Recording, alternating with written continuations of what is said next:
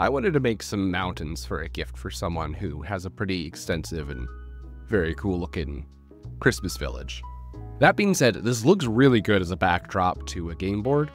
It's nice to be able to imply the environment, and mountains don't really have much of a role in tabletop games just because it's hard to show a mountain, so I think this will work for a lot of people. I started here with a 2-inch thick piece of XPS foam. You can find that in the hardware store. It's an insulation foam. That being said, if you live in a warmer area or in a country that doesn't have XPS foam commonly used as insulation, you can use either thinner XPS foam and then just glue it together to carve it like this, or you can use styrofoam. Styrofoam will have a bit of a ball texture to it, but I think with the cutting and the painting, you'll probably be able to not be affected by that too much. Here, all I'm really trying to do is get some sort of interesting texture on the foam. The waves of this particular cutter look pretty cool. That being said, you do not need this hot wire cutter. While it is not very expensive, you could just use a utility knife and get some interesting effects too. The point is to get that smooth surface off and make it look more mountainous. And the second point is to imply depth by making it come to that point. I was going off of the clip art of mountains as an inspiration there, noticing that the simple way to represent a mountain is to show basically a peak with a middle line denoting where the mountain's different edges are.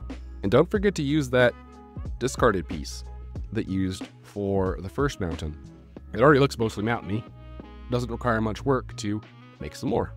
And so the process of sculpting this was actually pretty fun and natural. I didn't have much of a plan. I just did it till it looked right.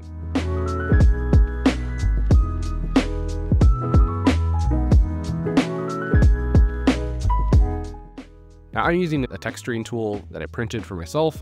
That being said, a normal rock would work just fine.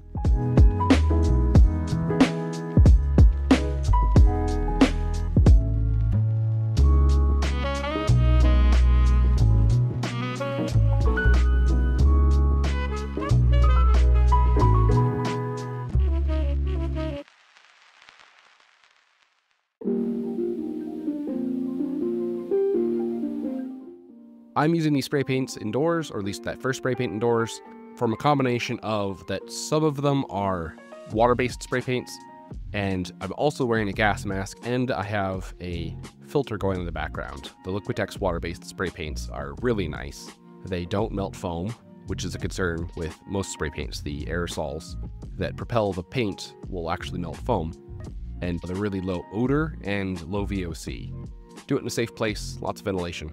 And you probably can get away with using a non-water-based spray paint like I did, as long as you keep it a good distance away from the foam so that it will evaporate before the solvent actually can touch the foam.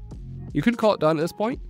I wanted to try and recreate the atmospheric fog effect that something in the distance has, so I gave it a light glaze of this blue.